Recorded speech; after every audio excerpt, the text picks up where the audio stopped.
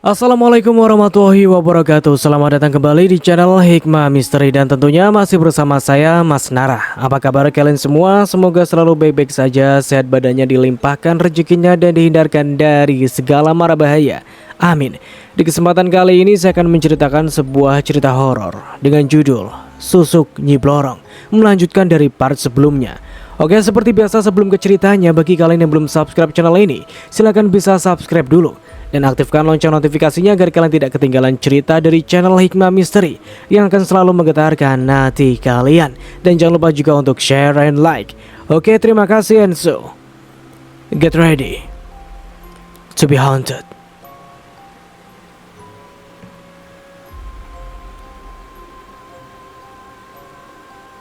Kalau boleh tahu, Anda namanya siapa ya? Tanya suster itu pada Bram. Bilang aja dari Bram gitu. Dok, namanya Mas Bram, saut suster Ana ke Putri. Putri tampak tak percaya kalau si Bram nekat juga mendatangi dia.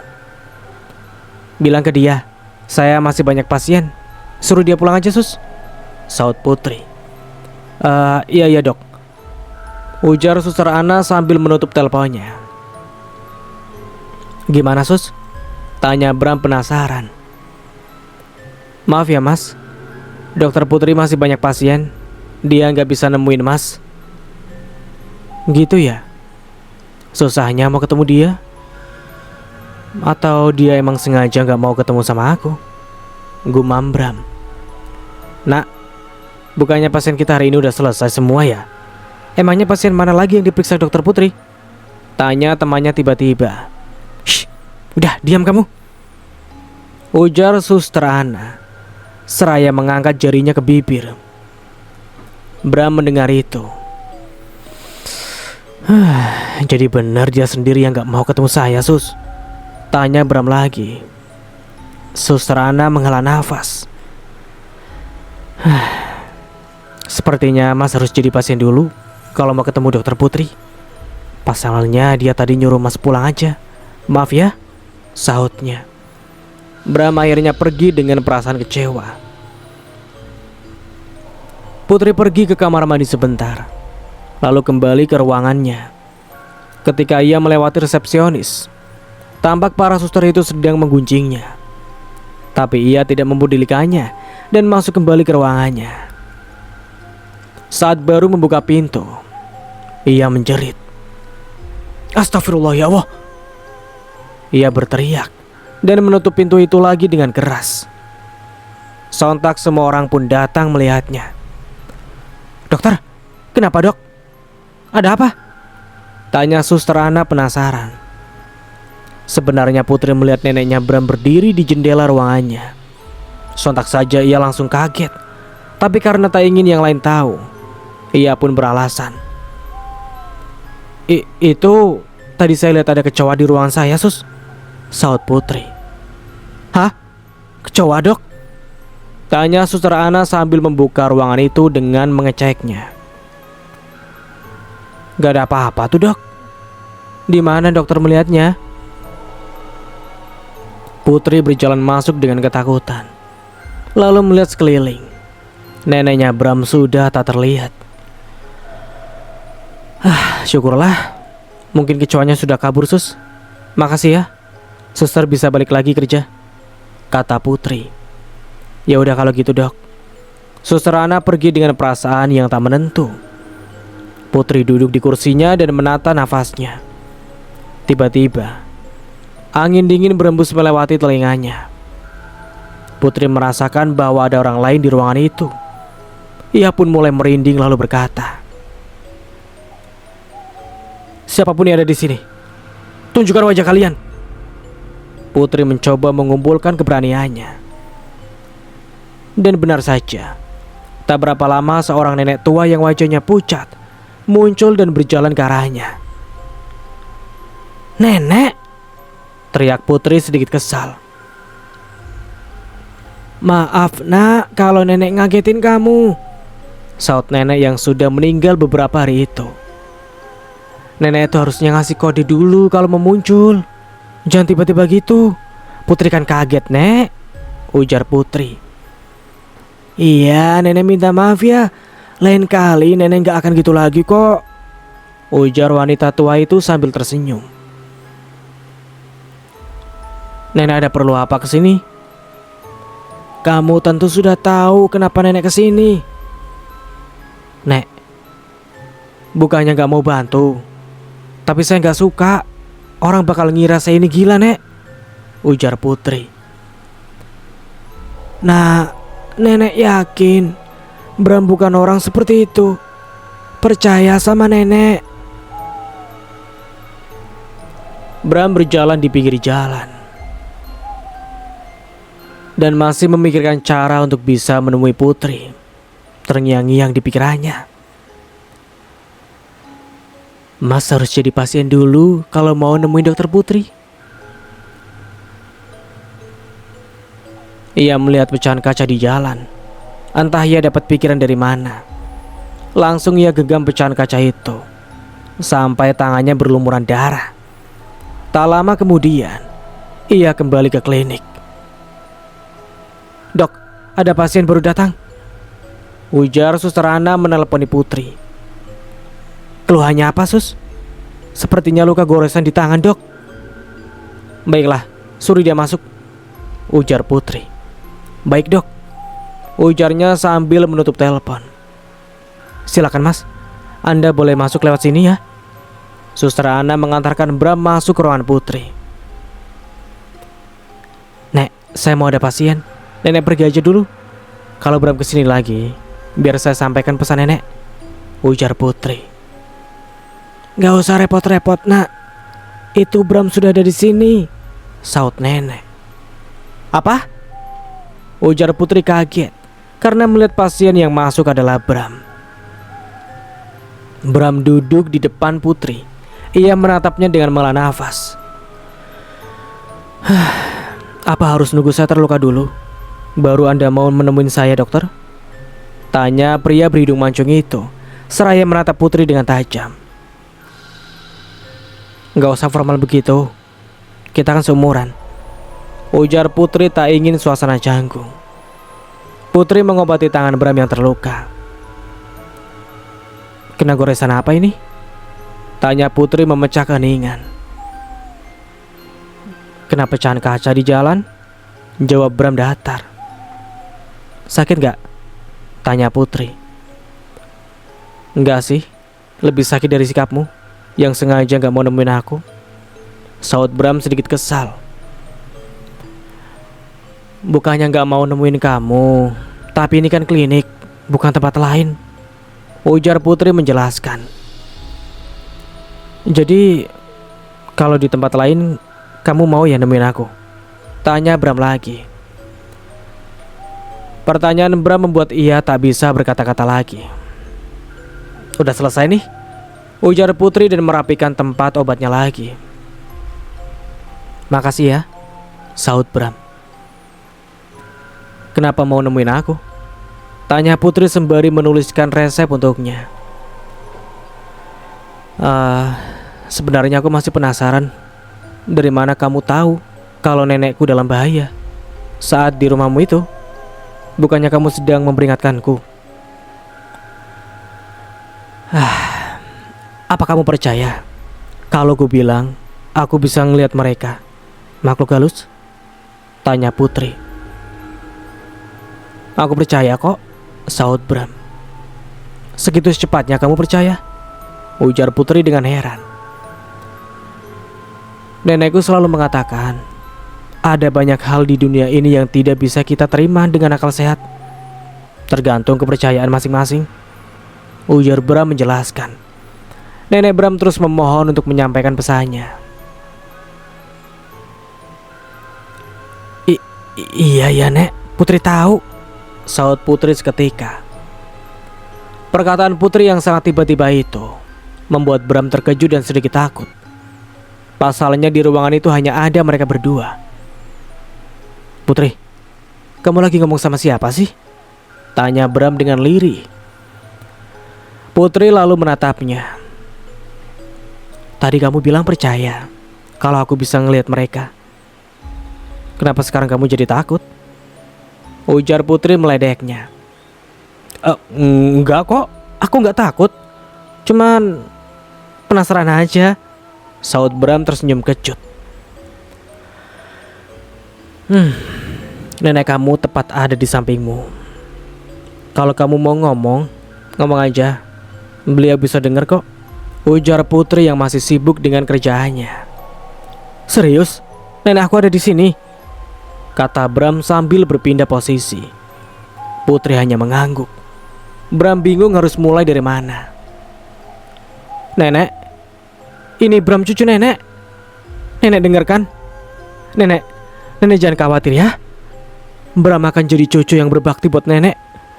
Bram akan jadi orang sukses seperti papa, Nek.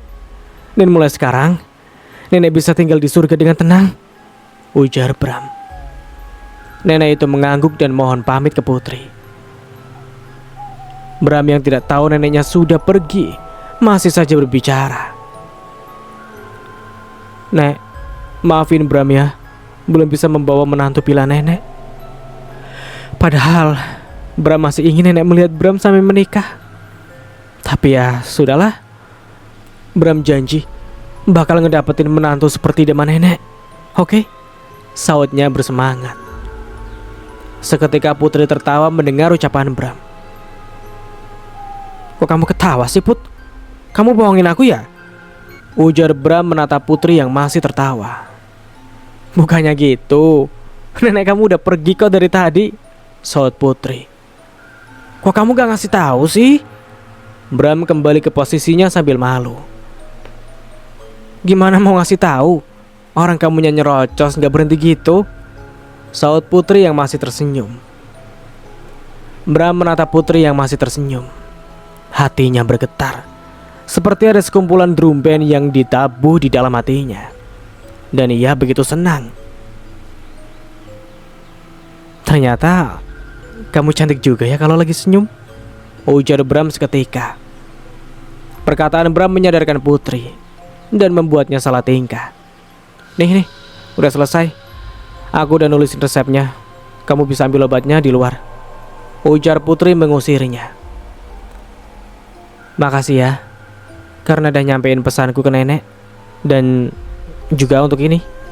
Bram mengangkat tangannya yang terbalut perban. Putri mengangguk. Ketika Bram ingin pergi, ia buru-buru berbalik lagi. Boleh aku minta nomor ponsel kamu? Tanya Bram seraya menatap Putri. Putri hanya diam tak menjawab.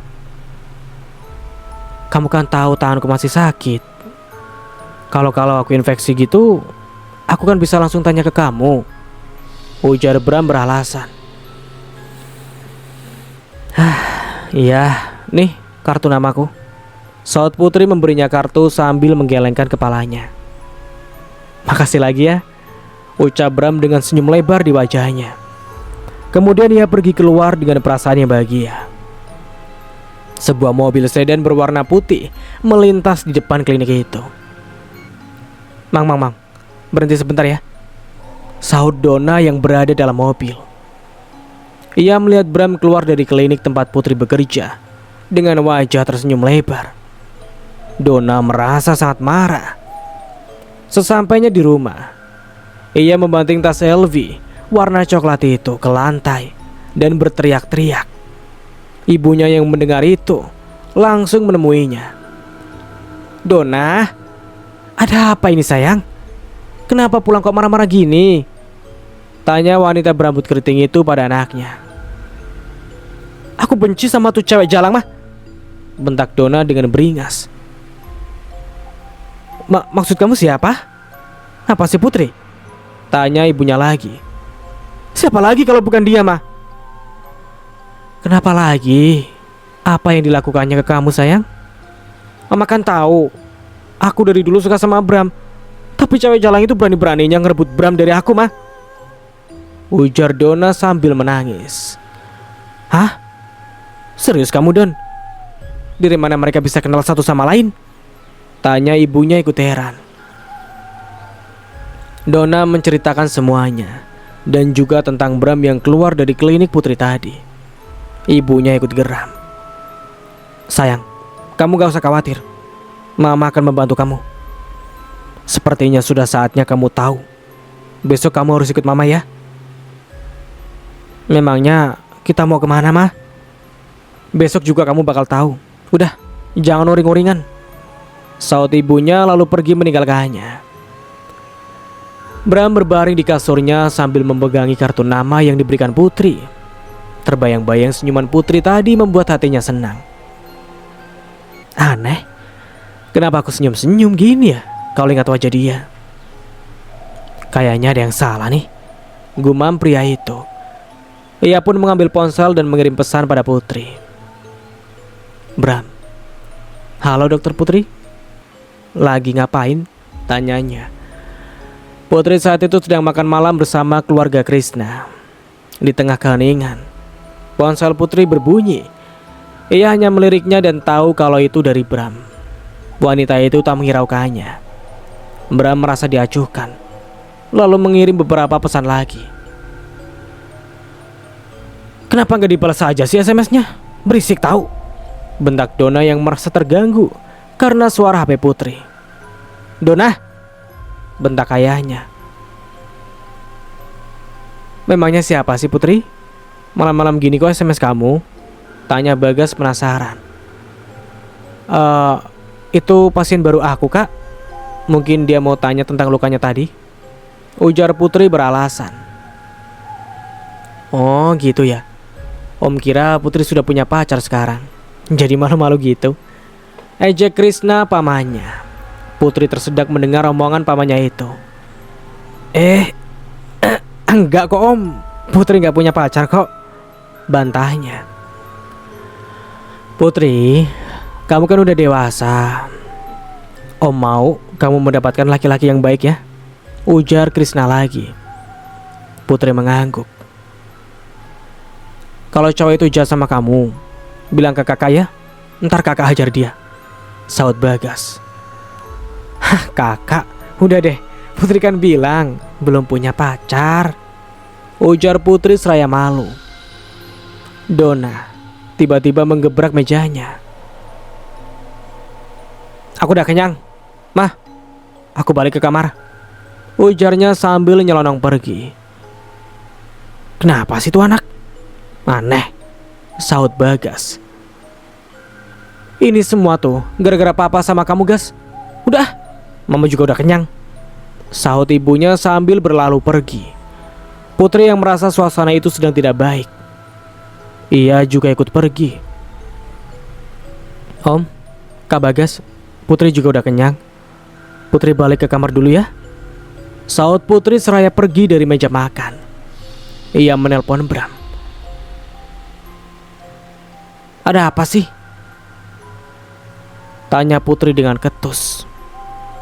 Aku kira kamu sudah tidur, saut Bram. Jam segini kami semua tuh masih makan. Oh, maaf ya kalau aku ganggu. Aku benar-benar gak tahu, ujar Bram. Ya udahlah. Aku udah selesai kok. Ada perlu apa kamu nyari aku? Tanya Putri. Besok siang aku ke klinik ya.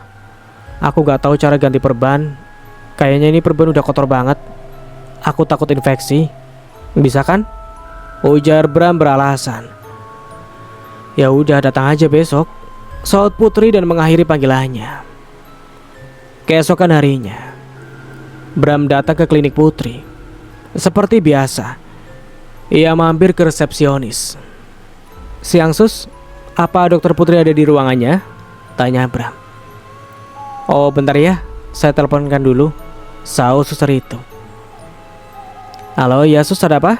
Tanya Putri. Ini dok, ada Mas Bram yang pengen ketemu dokter, ujar suster Hana. Oh ya udah, suruh dia masuk ke ruangan khusus. Ya dok. Mas langsung masuk aja. Dokter Putri sudah menunggu kok. Makasih ya sus, permisi dulu, saut Bram dan berlalu pergi. Belum sempat Bram masuk ke ruangan Putri, ia mendengar beberapa suster berbicara. Lihat tuh, padahal kemarin sok banget gak mau nemuin, sekarang langsung dibolehin masuk. Kayak perempuan gak bener aja, ujar suster itu diiyani oleh beberapa suster lainnya. Bram merasa geram mendengarnya. dan berbalik ke arah mereka. Apa kalian semua nggak punya kerjaan selain gosipin orang? Dokter Putri itu atasan kalian, tapi kalian sama sekali nggak punya sopan santun. Kalau mau jadi dokter, yang profesional dong, ujar Bram memarahi mereka semua. Para suster itu hanya diam dan kembali ke meja mereka masing-masing. Tak berapa lama Bram masuk ke ruangan Putri. Dia duduk di depan Putri dengan mukanya yang kesal. Putri melihat itu. Apa suasana hati kamu sedang buruk ya? Kok murung gitu sih? Tanya Putri. Apa kamu akan biarin aja mereka gosipin kamu sesuka hati mereka? Saud Bram sedikit kesal. Putri paham apa maksud Bram. Sini tangan kamu. Kamu ini kesini mau ganti perban atau mau ngomelin orang lain sih? Saud Putri yang mencoba menenangkan hati pria itu. Tahu nggak apa yang dikatakan mereka tentang kamu? Bentak Bram. Ya aku tahu kok. Aku udah biasa digituin, sautnya. Kamu tuh kelewat baik ya. Kenapa nggak ditegur aja sih? Pinta Bram. Aku nggak suka memperpanjang masalah. Ntar juga mereka berhenti sendiri kok. Tak berapa lama terdengar suara pintu diketuk. Tok tok tok tok. Iya masuk, saut Putri. Suster Ana dan kedua temannya pun masuk. Iya, ada apa sus? Tanya Putri. Begini dok, kami mau minta maaf atas sikap kami ke dokter selama ini. Kami gak bermaksud melanggar kesopanan kami dok. Kami janji tidak akan mengulanginya lagi. Dokter mau memaafkan kami kan? Pinta Suster Ana. Putri tampak terkejut dan terharu. Sebelum kalian berbuat salah, aku sudah memaafkan kalian kok. Ya udah, jadi jangan dipikirkan ya, ujar Putri sembari tersenyum. Beneran dok? Makasih ya, dokter memang sangat baik, sahut Suster Ana. Ya udah, kalian boleh pergi makan siang sekarang, ujar Putri. Iya, dokter juga ya, kami permisi dulu, ujar suster itu sembari pergi keluar. Putri menatap Bram. Ia balik menatapnya. Makasih ya. Seumur umur aku kerja di sini, belum pernah mereka minta maaf sampai segitunya, ujar Putri tersenyum kecil. Kalau kamu mau berterima kasih, traktir aku makan siang ya, biar impas, ujar Bram. Ya udah, tunggu di luar bentar. Aku ambil tas dulu, ujar Putri membereskan meja kerjanya. Bram dan Putri pergi makan di warung dekat klinik. Kukira cewek kayak kamu malu makan di tempat seperti ini, ujar Bram. Ngapain mesti malu sih? Harta itu kan titipan. Yang penting kita merasa nyaman ya udah, sautnya. Bram tersentuh dengan ucapan Putri. Makanan yang dipesan datang. Mereka makan sambil berbincang. Kalau boleh tahu, sejak kapan kamu mulai bisa melihat arwah? Tanya Bram. Sejak aku bangun dari koma selama 10 tahun lamanya. Wah, jadi kamu tidur selama 10 tahun? Dan setelah bangun kamu bisa melihat mereka? Ujar Bram tak percaya. Putri mengangguk. Tiba-tiba angin dingin melewati rambut belakang Putri. Gitu dong Nek. Kalau datang ngasih sinyal ke Putri, jadikan Putri gak kaget lagi, ujar Putri tiba-tiba. Bram langsung kaget mendengar ucapan Putri. Put, nenek siapa itu? Tanyanya. Nenek kamu lah. Tuh, beliau duduk di samping kamu, timbal Putri. Put, kok nenekku belum pergi ke surga ya? Kan kami sudah menguburnya, tanya Bram. Kalau kata orang yang baru meninggal, arwahnya masih gentayangan selama 40 hari, ujar Putri. Jadi nenekku bakal ngikutin aku selama 40 hari ya? Sahut Bram dengan panik. Putri mengangguk dan tersenyum. Gak usah takut. Kamu kan gak bisa ngeliat mereka. Anggap aja mereka gak ada. Dan lakukan aktivitas seperti biasanya, saran Putri. Bram menghela nafas dan merasa sedikit lega. Di sisi lain, Donna dan ibunya sedang naik taksi menuju ke sebuah tempat. Mereka memasuki kawasan hutan belantara. Mah, ini sebenarnya kita mau kemana sih? Kok di hutan gini? Tanya Donna penasaran. Udah, nanti kamu juga bakalan tahu, Don, sahut ibunya. Tak berapa lama kemudian, mereka sampai di sebuah rumah gubuk. Dari luar rumah itu tampak menyeramkan. Ditambah banyaknya tulang belulang yang digantung di sekeliling rumah menambah aura mistis rumah itu. Mereka berdua turun dari taksi. Mah, ini tempat apaan? Donna takut, Mah, ujar Donna merintih ketakutan. Ada Mama di sini, sayang. Kamu gak perlu takut. Ayo, kita masuk, ajak ibunya seraya menggandeng tangan Donna. Mereka masuk ke dalam rumah. Mereka sudah disambut oleh Mbah Karyo yang sedang menyalakan kemenyan di sebuah wadah berbentuk kendi. Sudah lama kita tidak bertemu, tanya Mbah Karyo. Iya, Mbah. Masih ingat sama saya? Tanya Sylvie, ibunya Donna. Tentu saja, Mbah tidak akan lupa pada semua anak-anak Mbah, katanya sambil tersenyum. Apa ini anak kamu? Sudah besar rupanya ya, ucap Mbah Karyo. Iya, Mbah, ini anak saya. Kami kesini karena ingin memasang susu ke anak saya, Mbah, ujar Sylvie tiba-tiba dan mengagetkan Donna. Susuk, Mah? Yang bener aja, ucap Donna kaget. Jadi, kamu belum cerita semuanya ke anak kamu, bahwa dengan susuk yang kamu pakai, kamu bisa mendapatkan pria yang kamu idam-idamkan, timpal Mbah Karyo. Donna menatap ibunya. Jadi, Mama juga? Perkataan Donna dipotong oleh ibunya. Iya, Mbah, setelah hari ini saya akan menceritakan semuanya, ujar ibunya.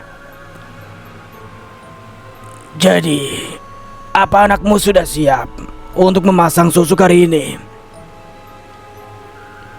Sebelumnya, saya mau tanya, Mbah, gunanya susuk itu untuk apa ya? Tanya Donna yang tak mengetahui apapun tentang susuk. Mbah Karyo pun tertawa. Dok, susuk itu banyak gunanya. Tergantung pada pemintanya. Kalau susuk yang akan Mbah pasang di kamu nanti, namanya susuk Nyi Blorong. Susuk untuk memikat para pria. Susuk yang sama seperti yang dipakai ibu kamu, jelasnya. Donna mengangguk tampak mengerti. Ritual pun diadakan. Tampak Mbah Karyo membacakan beberapa mantra, lalu membuka sebuah peti yang berisikan susuk berbentuk bunga. Ia memasukkan benda itu ke dalam wajah Donna dan juga tubuh Donna, lalu mengitari tubuh Donna seraya memercikan air ke tubuhnya. Tak berapa lama ritual itu pun selesai.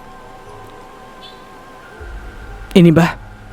Sylvie memberikan amplop berisi uang ke Mbah Karyo. Terima kasih, Nduk, sahut Mbah Karyo. Oh ya, syaratnya tetap sama ya. Kamu tidak boleh makan sate dari tusuknya. Dan juga hindari makan pisang raja. Dan yang terakhir, jangan gunakan susuk itu untuk melukai seseorang.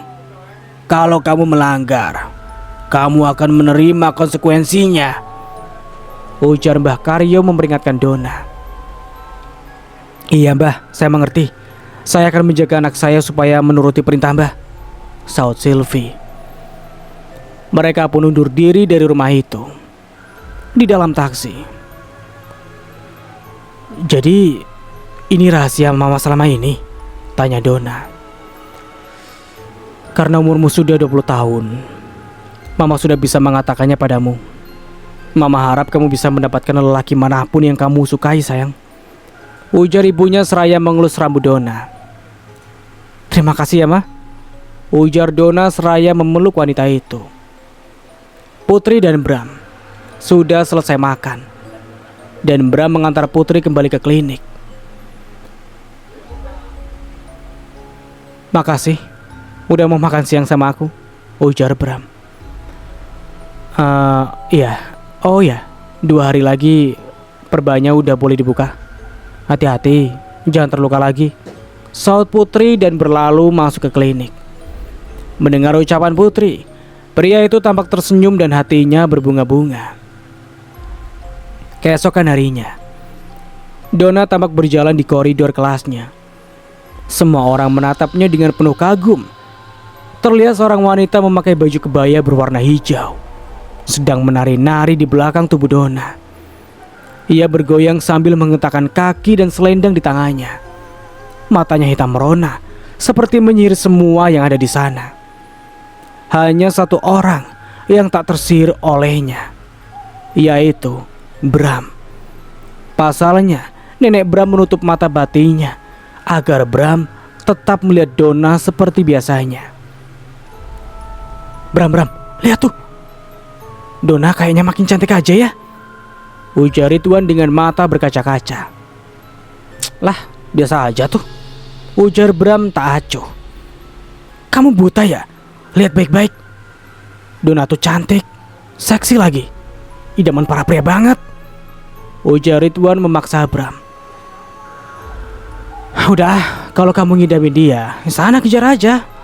Aku mau ke perpus, mau cari bahan makalah, saut Bram dan pergi meninggalkan mereka.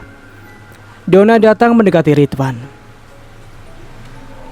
Hai Ridwan, sapa Donna sambil tersenyum manis. Hai Donna, kamu tambah cantik aja, ujarnya sambil malu-malu. Makasih. Oh ya, Bram kemana ya? Tanya Donna. Oh, Bram, dia baru aja ke perpus, jawab Ridwan. Ya udah kalau gitu, dari Ridwan. Donna berlalu pergi. Dah Donna, saut Ridwan yang masih tersenyum.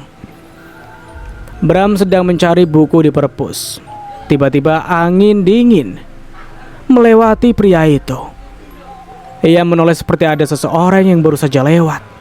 Bulu kuduknya pun merinding. Tampak 2 sosok sedang bertengkar. Jangan berani-beraninya kamu ganggu cucuku, bentak nenek Bram kepada Nyi Blorong. Siapapun tidak akan bisa mengalahkan pesonaku, apalagi hanya nenek tua seperti kamu, bantah wanita berbaju hijau itu. Mereka tampak saling memandang dengan penuh emosi. Hai Bram, saut Donna mengejutkannya. Astagfirullah, bikin kaget kamu Don, ujar Bram menata nafasnya lagi. Maaf ya Bram, kukira kamu gak bakal kaget, ujar Donna. Iya gak apa-apa kok, saut Bram. Sebenarnya sejak ia tahu Putri bisa melihat arwah gentayangan, ia jadi sedikit parno.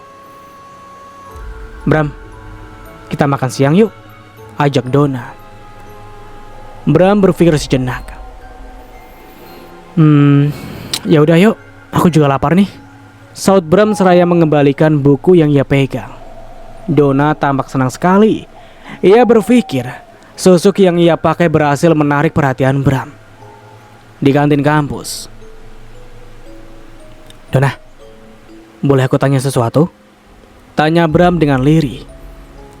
Donna berpikir bahwa Bram akan bertanya apakah dia sudah punya pacar atau belum. Wanita itu begitu senang. Iya Bram, mau tanya apa? Donna tersenyum malu sembari membenarkan duduknya.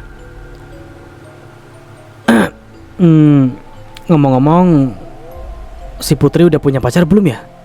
Tanya Bram sedikit malu. Pertanyaan itu bagikan petir di siang bolong yang kemudian menyambar tubuh Donna. Wanita itu sangat kecewa dan marah, tapi ia harus tetap menjaga sikapnya di depan Bram. kamu malah nanyain si Putri sih? Kamu suka ya sama dia? Bukannya gitu. Kamu kan sepupunya, pasti tahu dia lebih banyak dong, sahut Bram beralasan. Putri belum punya pacar kok. Jangankan pacar, temen aja dia nggak punya, ujar Donna dengan sinis. Mendengar ucapan Donna, Bram tersenyum. Tampak hatinya begitu lega. Sedangkan Donna, hatinya berkecambuk. Ia serasa ingin meluapkan semua kemarahannya, tapi ia menahan diri. Sesampainya di rumah, ia berteriak-teriak mencari ibunya. "Ma! Mama!" teriak Donna. Ibunya yang sedang berada di kamar membuka pintunya. "Ada apa sayang? Kenapa teriak-teriak gitu?" "Ma, apa mama gak salah pilih dukun? Susuk ini toh bohongan toh mah," ujar Donna begitu saja. Sylvie menutup mulutnya tak ingin orang lain mendengar ucapannya. "Masuk kamu Donna." Ibunya menarik tangan wanita itu dan masuk ke dalam kamar. "Maksud kamu apa?" tanya ibunya. "Bram masih tetap gak suka sama aku mah. Malahan dia tadi tanya Putri, udah punya pacar belum? Aku sakit hati mah," ujar Donna seraya menangis menahan emosi. Sialan tuh anak. Kenapa bisa gak manjur gini ya?" sahut ibunya sambil berpikir. "Udah sayang, kamu yang tenang ya.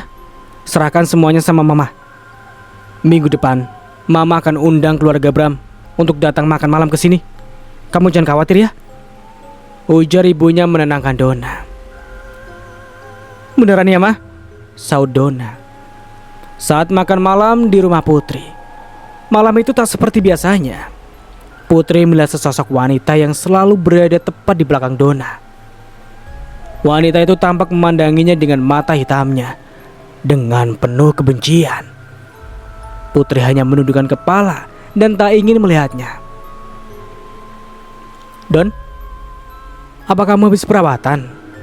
Kok tambah cantik gini?" ujar Bagas kakaknya. "Kakak bisa aja. Aku kan emang udah cantik dari dulu," sahut Donna dengan malu. "Iya nih, kok anak papa jadi tambah cantik ya? Udah bahaya ini. Bisa-bisa diculik orang nanti," timpal Krishna seraya bercanda pada anaknya. "Ih, papa, bercandanya kelewatan deh," sahut Donna tertawa puas. Mereka semua tertawa dengan gembira. Hanya Putri yang tidak merasakan kegembiraan itu karena takut dengan wanita di belakang Donna. "Putri, kenapa kamu? Kok gemetaran gini?" tanya Krishna yang melihat keponakannya itu hanya menunduk saja. Om, Putri sedikit pusing. Boleh nggak makan di kamar aja?" pinta Putri. "Putri sakit ya? Kak Bagas antar ke puskesmas ya?" ujar Bagas. "Nggak usah kok kak. Mungkin cuma kecapean. Putri ke kamar dulu ya," sahut Putri sambil berlalu pergi meninggalkan mereka semua.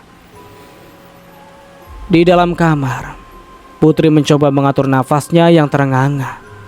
Ia begitu takut. Ia jarang melihat arwah yang langsung menatapnya dengan tajam. Mbok Ina datang menghampirinya. "Non, ini makanannya. Mbok taruh sini ya." Tapi Putri tak menyaut sama sekali. Non Putri? Non kenapa?" ujar Mbok Ina memanggil dengan agak keras. Putri tersentak dari lamunannya. Oh iya Mbok. Maaf Putri ngelamun. Makasih Mbok udah nganterin makanannya," sahut Putri. "Non, jangan mikir yang enggak. Habis makan langsung minum obat, terus istirahat ya," pinta Mbok Ina. Putri hanya mengangguk. Selesai makan, Krishna mendatangi Putri untuk melihat keadaannya. "Putri, sudah selesai makan belum?" tanya Krishna yang baru saja masuk ke kamarnya. "Sudah kok Om, baru aja," jawab Putri. "Jangan lupa obatnya diminum ya," ujar pria berkacamata itu. Iya om, saut Putri. Besok kamu izin dulu ya, jangan ke klinik. Om rasa kamu pasti kecapean. Tapi om, Putri masih banyak pasien, bantahnya. Dan sampai di sini dulu ceritanya. Nantikan kelanjutan ceritanya di part berikutnya. Dari saya mohon maaf bila ada salah kata atau dalam penyampaian cerita. Akhir kata, wassalamualaikum warahmatullahi wabarakatuh. Sampai jumpa di video berikutnya.